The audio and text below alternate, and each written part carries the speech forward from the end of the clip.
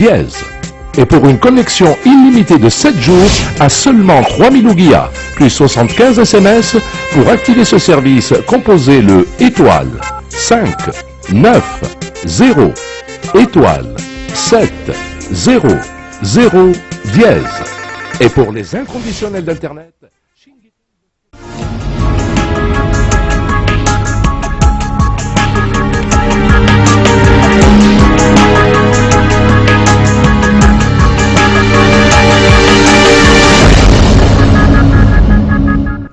Madame, Monsieur, bonsoir, bienvenue dans le journal, dont voici les titres.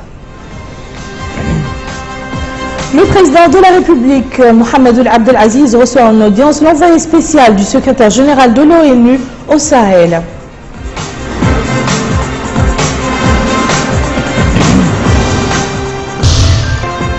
Le Conseil des ministres adopte au cours de sa réunion un certain nombre de projets de loi, dont celui relatif à la mise en place d'un dispositif juridique de lutte contre la cybercriminalité.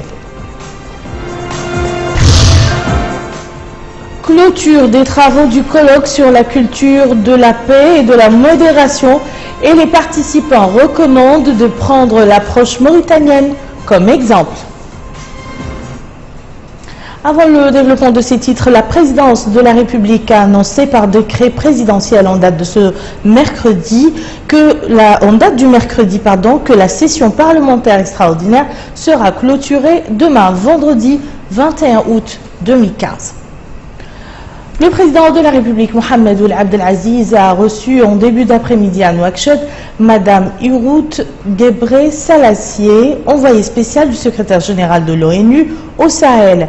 Madame Hirut Selassie a représenté l'ONU au colloque sur la culture de la paix et de la modération qui s'est tenu à Nouakchott. Et à l'issue de cette entrevue, Madame Selassie a fait la déclaration suivante, écoutons-la. Nous venons d'avoir une rencontre avec le président de la République et on a surtout discuté des défis auxquels sont confrontés les pays de la région, notamment les pays du G5 Sahel. Comme vous le savez, ces 5 pays ont la particularité d'être des pays menacés par des défis globaux.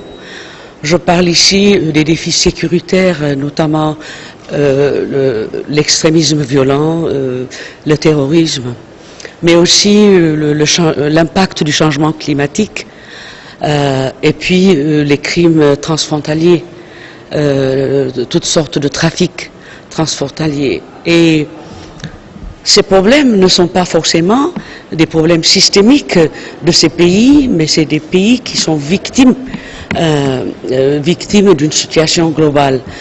Et je voudrais ici féliciter le leadership de la présidence mauritanienne qui, dans une vision très utile, a établi le G5 Sahel. Et le G5 Sahel, c'est le mécanisme de coordination des efforts de ces 5 pays les plus vulnérables pour contrer toutes ces menaces. Et aujourd'hui, à quelques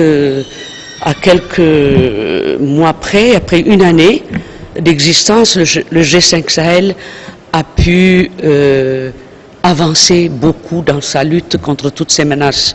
Et le secrétariat du G5 Sahel établi à Nouakchott a eu le soutien de la présidence mauritanienne et du gouvernement mauritanien. Donc je voudrais dire ici que le G5 Sahel a non seulement bénéficié de cette vision initiale d'établir le G5 Sahel, mais aussi d'un soutien conséquent à son opérationnalisation et à la mise en œuvre donc des priorités identifiées par les 5 pays du Sahel. Aujourd'hui, les 5 pays du Sahel ont fait des avancées sur le plan sécuritaire en mettant en place une plateforme de coordination sécuritaire. Les 5 pays du Sahel viennent de lancer et d'établir la plateforme des femmes du Sahel. Les pays du G5 Sahel viennent de se mettre d'accord sur un plan d'action pour contrer la radicalisation et l'extrémisme violent et beaucoup d'autres choses. C'est pour vous dire un peu qu'il y a eu des avancées en très peu de temps et nous espérons consolider ces gains et en faire quelque chose de très palpable pour les populations. Et donc nos discussions ont tourné autour de ça et j'étais donc là pour féliciter le président. Le Conseil des ministres s'est réuni aujourd'hui sous la présidence de M. Mohamed Ould Abdel Aziz, président de la République. Le Conseil a examiné et approuvé les deux projets de loi suivants. Projet de loi relatif à la cybercriminalité. Le présent projet de loi intervient pour combler un quasi-vide juridique dans le domaine de la cybercriminalité. À cet effet, il met en place un dispositif juridique de lutte contre la cybercriminalité et apporte des innovations majeures par l'introduction de nouvelles infractions spécifiques aux technologies de l'information et de la communication. Dans ce cadre, il institue la protection pénale des systèmes et données informatiques et la répression des infractions se rapportant au contenu. Il consacre également une amélioration du cadre processuel par l'admission de la perquisition et de la saisie informatique et par l'introduction de nouveaux mécanismes de recherche de la preuve numérique. Projet de loi portant loi d'orientation de la Société mauritanienne de l'information. Le présent projet de loi d'orientation vise à tracer les grandes lignes de la Société mauritanienne de l'information, notamment les bases juridiques et institutionnelles. Il définit un ensemble de principes et de règles de nature à permettre le développement harmonieux des technologies de l'information et de la communication dans notre pays tout en garantissant la prise en compte des impératifs de l'ordre public et le respect scrupuleux des bonnes mœurs et des valeurs religieuses et culturelles. Le Conseil a également examiné et adopté les projets de décret suivants. Projet de décret portant concession provisoire d'un terrain à Nouakchott au profit de la Société d'assainissement de travaux, de transport et de maintenance. Projet de décret portant renouvellement du permis de recherche numéro 1238 pour les substances du groupe 5 dans la zone de Oued Rbeyib, wilaya de Dakhlet Nouadhibou et de Linchiri au profit de la société Curve Capital Ventures Limited. Projet de décret portant renouvellement du permis de recherche numéro 1262 pour les substances du groupe 1 dans les zones d'El Batha, wilaya de Linchiri au profit de la société Wadi Rawda. Projet de décret portant renouvellement du permis de recherche numéro 1316 pour les substances du groupe 5 Quartz dans la zone de Teguidé, wilaya de Dakhlet Nouadhibou au profit de la société Mauritanian Minerals Company. La ministre des Affaires étrangères et de la coopération a présenté une communication relative à la situation internationale. Le ministre de l'Intérieur et de la décentralisation a présenté une communication relative à la situation intérieure. Le ministre des Pêches et de l'économie maritime a présenté une communication relative à la mise en œuvre de la stratégie nationale de gestion responsable pour un développement durable des pêches et de l'économie maritime. Cette communication présente l'état d'avancement de la mise en œuvre de la stratégie sectorielle et préconise certaines mesures d'accompagnement indispensables à sa réussite. Ces mesures comprennent l'appui institutionnel, le renforcement des capacités, la restructuration de la résorption du déficit en moyens humains, matériels et financiers. La ministre de la Culture et de l'Artisanat a présenté une communication relative au lancement du programme national de revitalisation du patrimoine des valeurs. Cette communication présente les grandes lignes du programme national de revitalisation du patrimoine des valeurs dont la réalisation est échelonnée sur les 5 prochaines années. L'objectif principal de ce programme est la réécriture d'un contrat social national construit et consolidé à partir des valeurs fondamentales de la nation. Enfin, le Conseil a pris la mesure individuelle suivante. Ministère de l'Emploi, de la Formation professionnelle et des technologies de l'information et de la communication, établissement public, Institut national de la promotion de la formation technique et professionnelle, directeur général, Mohamed Emin Ould Saïd, précédemment directeur du Centre de formation et de perfectionnement professionnel de Nouakchott. Les ministres des Relations avec le Parlement et la société civile, porte-parole du gouvernement, de l'emploi, de la formation professionnelle et des technologies de l'information et de la communication, respectivement Dr Izid Bioul Mohamed Mahmoud et Jam Malal et Madame Hundoum Taïnina, ont commenté ce soir les résultats du Conseil des ministres tenu plus tôt dans la matinée. Le ministre des Relations avec le Parlement et la société civile, porte-parole du gouvernement, a indiqué à cette occasion que le Conseil des ministres a examiné et approuvé 2 projets de loi. L'un porte sur la cybercriminalité et l'autre sur la Société mauritanienne de l'information. Il a en outre précisé que le Conseil a entendu 2 communications relatives au lancement du programme national de revitalisation du patrimoine des valeurs et à la mise en œuvre de la stratégie nationale de gestion responsable pour un développement durable des pêches et de l'économie maritime. Le ministre de l'Emploi, de la formation professionnelle et des technologies de l'information et de la communication a affirmé, lui, que le gouvernement a adopté une stratégie nationale de communication et de technologie pour les années 2012 à 2016, précisant à ce sujet que la nouvelle loi définit un ensemble de principes et de règles de nature à permettre le développement harmonieux et des technologies de l'information et de la communication en Mauritanie, tout en garantissant la prise en compte des impératifs de l'ordre public et le respect scrupuleux des bonnes mœurs et des valeurs religieuses et culturelles. La ministre de la Culture et de l'Artisanat a, elle, passé en revue les grandes lignes du programme national de revitalisation du patrimoine des valeurs qui sera exécuté au cours des 5 prochaines années, insistant sur l'importance de ce programme qui a pour but de protéger les valeurs de la société tirées du patrimoine islamique et de protéger la société contre tout ce qui touche ces valeurs. Activité parlementaire dans ce journal que nous commençons par la Chambre basse du Parlement. Réunis en plénière, les députés ont examiné et approuvé 2 projets de loi. Le premier est relatif à la convention portant sur l'utilisation de la main-d'œuvre entre la Mauritanie et le Qatar.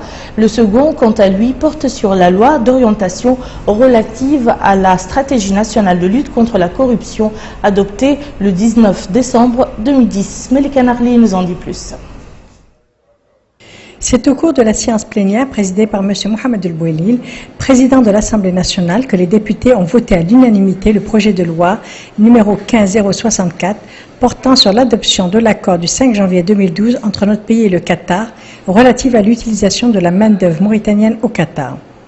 Le ministre de la fonction publique et de l'emploi, M. Seydina Ali Mohamed Khouna, qui représente le gouvernement à cette séance plénière, a déclaré aux députés que cet accord régule l'utilisation de la main-d'œuvre mauritanienne au Qatar et entre dans le cadre du renforcement de nos relations bilatérales avec ce pays frère.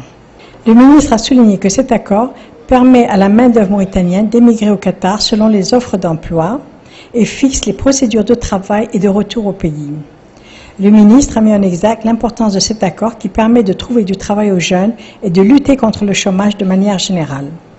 Dans leur intervention, les députés ont donné leur appréciation de cet accord qui permettra, disent-ils, de lutter contre le chômage et de trouver un travail aux jeunes. Les députés ont demandé au gouvernement de suivre de manière rigoureuse la mise en œuvre de cet accord afin que le travailleur mauritanien à l'étranger soit respecté et mis dans de bonnes conditions. L'Assemblée nationale a adopté hier soir, au cours d'une séance plénière présidée par M. Mohamed El Bouelil, son président, le projet de loi portant sur la lutte contre la corruption. Le ministre des Affaires économiques et du Développement, M. Sid Ahmed Ouraïd, qui représentait le gouvernement, a indiqué que la présente loi d'orientation s'inscrit dans le cadre de la stratégie nationale de lutte contre la corruption adoptée le 9 décembre 2010. Le ministre a souligné que les pouvoirs publics vont mettre en place un cadre juridique cohérent qui respecte les normes internationales en matière et élaborer une loi spécifique relative à la prévention de la corruption ainsi qu'au renforcement des capacités opérationnelles des structures de contrôle chargées de lutter contre cette pratique, Cour des comptes, IGE, inspection départementale au niveau des ministères.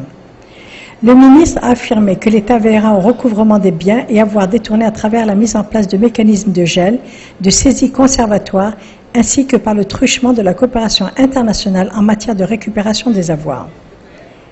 Le ministre a également mis l'accent sur l'importance du comité de suivi qui sera institué pour assurer la mise en œuvre effective de la stratégie nationale de lutte contre la corruption en collaboration avec l'ensemble des acteurs concernés et particulièrement le secteur privé et la société civile dont la participation est essentielle pour lutter contre ce fléau qui est considéré comme l'un des handicaps les plus sérieux au développement du pays.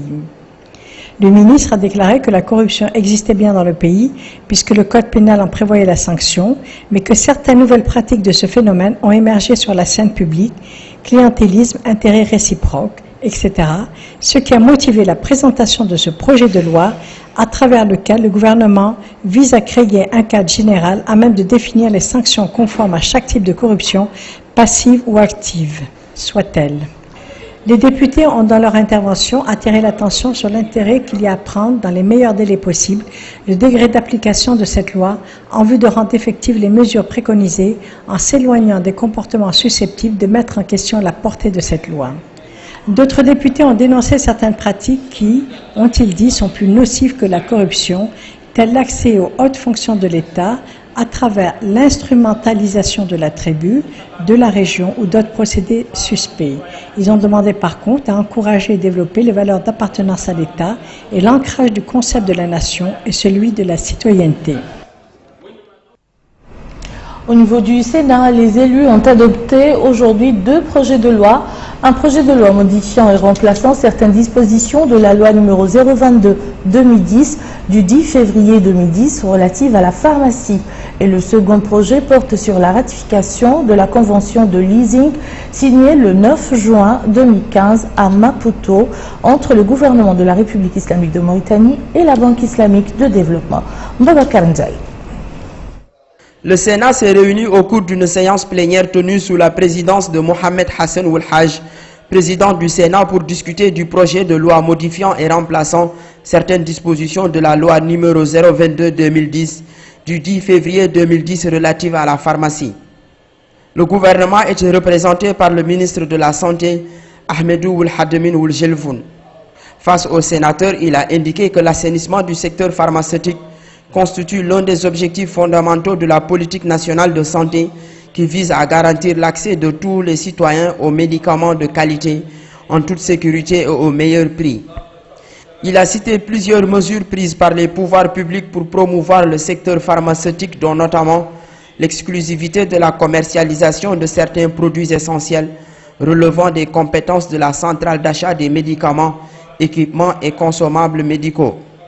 Dans ses réponses aux questions des sénateurs, le ministre a souligné que les présentes modifications concernent le relèvement des maxima de la durée des peines et du montant des amendes, la lutte contre la commercialisation des médicaments sur la voie publique et d'autres pratiques permissives, la protection du privilège de commercialisation exclusive reconnu à la CAMEC qui n'était pas assorti de sanctions jusqu'ici et l'octroi au ministère d'un pouvoir de retrait à titre conservatoire des autorisations d'exercice. Après ces réponses du ministre, les sénateurs ont adopté le projet de loi modifiant et complétant la loi relative à la pharmacie. Le Sénat s'est également réuni au cours d'une séance plénière tenue sous la présidence de El Haj Abdoulba, son vice-président, pour discuter d'un projet de loi autorisant la ratification de la convention de leasing signée le 9 juin 2015 à Maputo, au Mozambique, entre le gouvernement de la République islamique de Mauritanie et la Banque islamique de développement, destiné au financement d'un complexe commercial et bureautique des Waqf à Nouakchott, bénéficiant à l'Université des sciences islamiques à Ayoun. Le gouvernement était représenté à cette plénière par Sidi Ahmed Ould Raïs, ministre des Affaires économiques et du Développement. Le ministre, à cette occasion, a rappelé que le présent projet de loi s'inscrit dans le cadre de la politique du pays relative au renforcement des capacités d'amélioration et de création d'institutions islamiques, de préservation et de protection des institutions, ainsi qu'à inciter les étudiants à poursuivre leurs études à l'Université des sciences islamiques à Ayoun. Il a souligné également que le projet vise à générer un revenu stable qui sera dédié aux activités principales de l'université dans le domaine de l'enseignement et de l'appui aux étudiants les plus nécessiteux, soulignant qu'il consiste aussi en la construction d'un complexe commercial pour location et des bureaux sur une superficie bâtie de 9 412 mètres carrés sur un terrain situé dans la zone d'Arafat à Nouakchott avec une superficie globale de 20 017 mètres carrés. Le ministre a aussi mis en exergue dans ses réponses aux questions posées par les sénateurs l'intérêt accordé par le gouvernement pour rehausser le niveau de la formation des ressources humaines dans notre pays. Il a enfin indiqué que le taux de la pauvreté a considérablement reculé au cours des dernières années, précisant que le pays possède des réserves appréciables de devises. Après ces éclaircissements faits par le ministre, les sénateurs ont procédé à l'adoption du projet de loi destiné au financement d'un complexe commercial et bureautique des Waqf à Nouakchott. Au Sénat toujours, les élus s'étaient réunis hier pour examiner et adopter au cours d'une plénière le projet de loi modifiant, complétant et abrogeant certaines dispositions de la loi 2000-005 en date du 18 janvier 2000 portant Code du commerce. Le gouvernement était représenté à cette plénière par le ministre de la Justice, Maître Brahim Ouladda. Abdrahman Ahmad.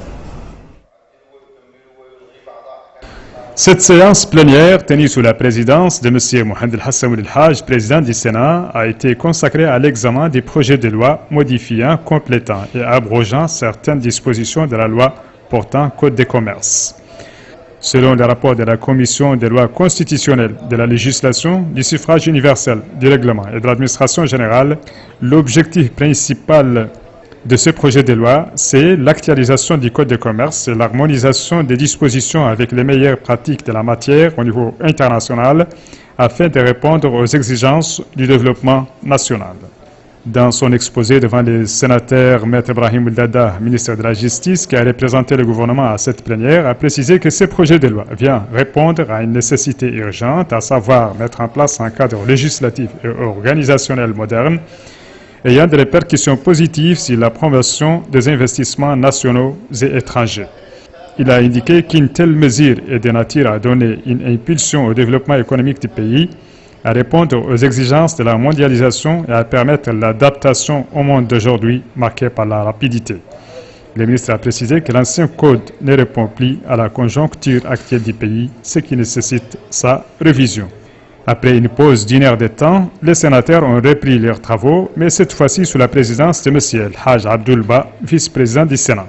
Dans leurs interventions, les sénateurs ont apprécié les innovations introduites par les textes en matière de commerce et ont attiré l'attention sur les modifications requises pour adapter ces projets de loi à nos réalités spécifiques.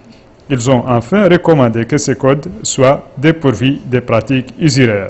Le ministre de la Justice a répondu aux questions posées par les sénateurs, précisant que ce code de commerce est un travail gouvernemental dont le but ultime est de stimuler les transactions économiques à travers l'actualisation de ce code pour qu'il puisse accompagner les innovations et doper l'économie nationale conformément aux orientations de la Sharia.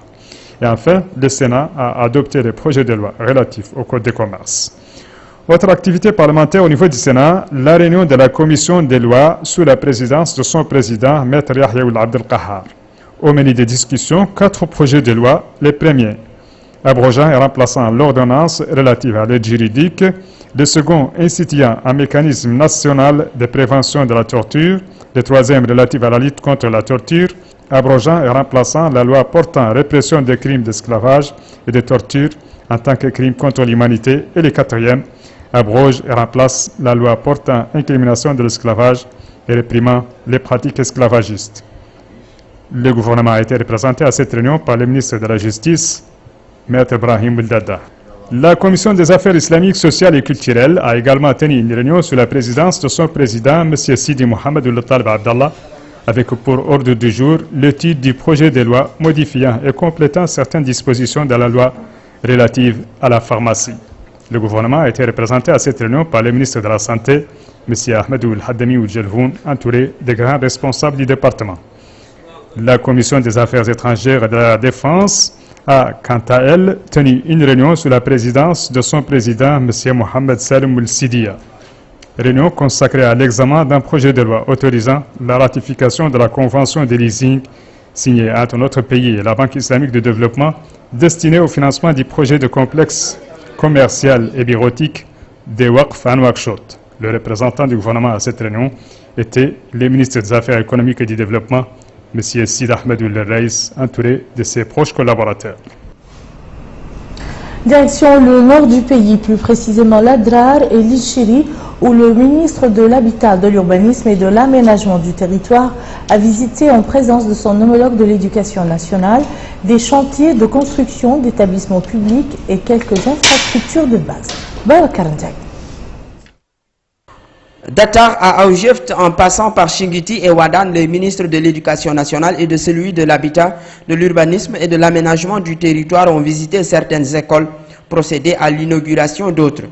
Le ministre de l'Éducation nationale, Ba Ousmane, revient ici sur les temps forts de ces visites. Il ressort effectivement de ces visites la nécessité d'engager très rapidement un programme de réhabilitation et d'extension des infrastructures scolaires pour renforcer l'accès des élèves à ces établissements, ainsi que pour permettre un cadre adéquat d'apprentissage, d'enseignement de ces élèves, pour que ces établissements puissent répondre aux normes requises pédagogiques. Nous avons pu également noter des retards constatés au niveau de l'exécution par certains programmes tels que le projet d'éducation et le programme national de développement local communément appelé le PNIDEL. Donc il est important de rappeler ces programmes, de les appeler à une intervention, à renforcer l'exécution des programmes déjà engagés. Globalement, nous avons pu tirer des enseignements assez positifs de ces visites qui vont nous permettre d'engager, par exemple, la création d'un collège à Benichab, ainsi que l'extension du collège de Wadan et l'extension de certaines écoles primaires pour un meilleur accès de ces élèves tels que l'école de Tinlab. Outre les écoles, les deux ministres se sont informés également sur les travaux en cours de réalisation dans certains établissements et locaux administratifs supervisés par le ministère de l'Habitat, de l'Urbanisme et de l'Aménagement du territoire. L'occasion pour le ministre Sidi Oulzen d'annoncer d'importants projets ambitieux. Nous avons un projet de regroupement sur la route reliant Attar à Tijgja. Comme vous savez, cette route qui finit l'isolement de plusieurs zones de production maraîchère tout au long de l'axe. Des petits villages ont été parsemés par-ci par-là. Il fallait choisir un lieu central pour le regroupement de toutes ces populations afin de faire un pôle de développement adapté à cette nouvelle infrastructure, et ça permettra aux populations d'avoir l'accès à toutes les infrastructures dans les meilleures conditions. Pour tous ces projets, des instructions ont été données pour accélérer le rythme du travail. Au Gorgol, le ministre de l'Équipement et des Transports, Dr Selko Ahmed Zidbi, a effectué une visite pour s'informer sur l'état des travaux de construction des tronçons routiers dans la wilaya. Le tronçon Kaedi Magama, en cours de construction, a été visité par le ministre de l'Équipement et des Transports et sa délégation. Sur place, le ministre de l'Équipement et des Transports, Dr Selko Ahmed Zidbi, s'est informé sur l'état des travaux de construction des tronçons routiers dans la wilaya du Gorgol. Le ministre s'est enquis dans ce cadre de l'avancée des travaux de la route Kaedi-Magama, repartie en deux lots, dont le premier long de 59 km et le second 58, tous deux sont financés sur le budget de l'État pour la somme de 13 milliards d'ouguiya. Ces deux lots seront achevés en 30 mois. À Djawel, le ministre s'est rendu au complexe pour voir l'avancement des travaux. Alex Saiba, le ministre, a pu voir le déroulement des travaux qui doivent mettre fin au débordement des eaux sur les routes pendant la période de l'hivernage. Les habitants de la wilaya de Gorgol ont signifié au ministre au cours des dernières années un essor quantitatif dans le domaine des infrastructures qui s'est traduit par la construction des aéroports, des voiries, des hôpitaux et des universités. On peut avoir des retombées positives sur les infrastructures dans le cadre de la vie des citoyens. Commentaire signé Yedel Ifal. Ici à Nouakchott, les travaux du colloque sur la culture de la paix et de la modération comme moyen de lutte contre l'extrémisme violent, l'approche mauritanienne, ont pris fin aujourd'hui. Les participants à ce colloque ont rendu publiques les recommandations axées sur la nécessité d'adopter l'expérience mauritanienne comme modèle pour éradiquer le phénomène de l'extrémisme et de la dérive. Compte rendu, Bokar Labra. Ce colloque de 2 jours a permis d'examiner l'approche mauritanienne fondée sur la culture de la paix et de la modernisation comme moyen de lutte contre toute forme d'extrémisme. Les participants ont rendu publiques des recommandations axées sur la nécessité d'adopter l'expérience mauritanienne comme modèle pour éradiquer le phénomène d'extrémisme. Les recommandations issues de cette rencontre ont souligné la nécessité de s'attacher à l'esprit du dialogue en tant que meilleur moyen pour convaincre et pour améliorer les conditions économiques à travers l'emploi des jeunes et la participation de la société civile dans la mise en place de stratégies de lutte contre le terrorisme.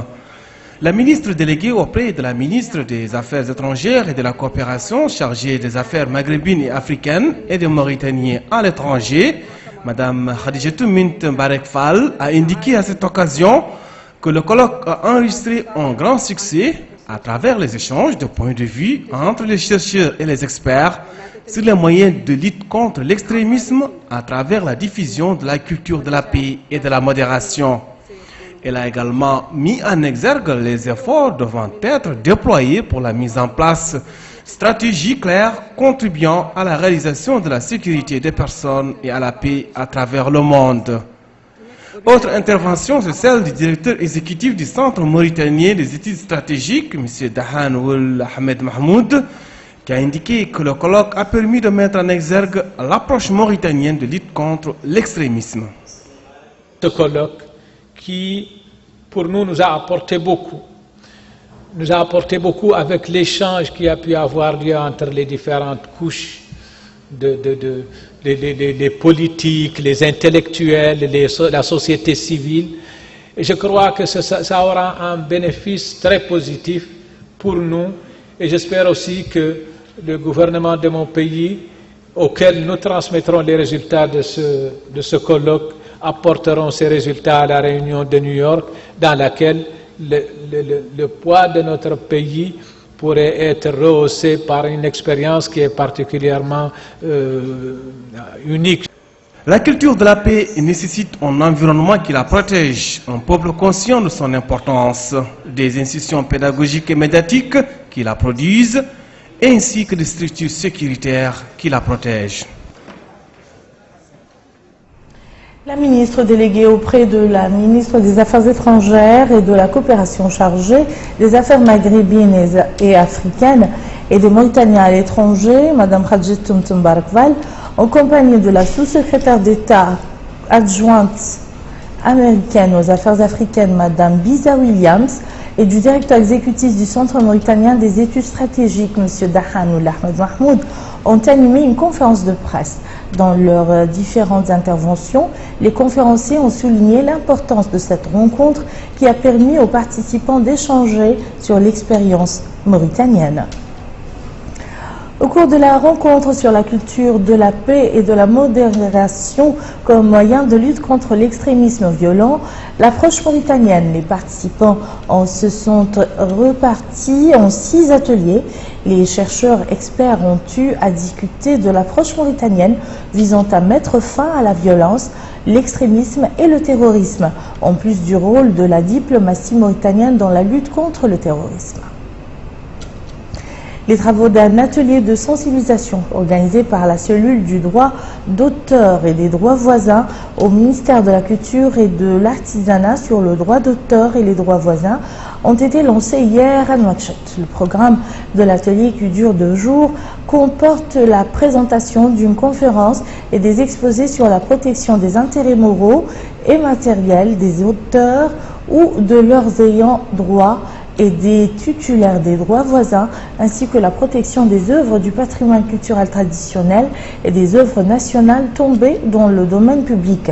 La secrétaire générale du ministère de la Culture et de l'Artisanat, Mme Meyem Ntezerbi, a indiqué dans un discours prononcé à cette occasion que cette manifestation revêt une importance particulière car servant de cadre de reconnaissance de la propriété intellectuelle qui constitue une priorité pour le département. Voilà qui met fin à ce journal. Je vous en rappelle les principales informations. Le président de la République, Mohamed Ould Abdel Aziz, reçoit en audience l'envoyé spécial du secrétaire général de l'ONU au Sahel.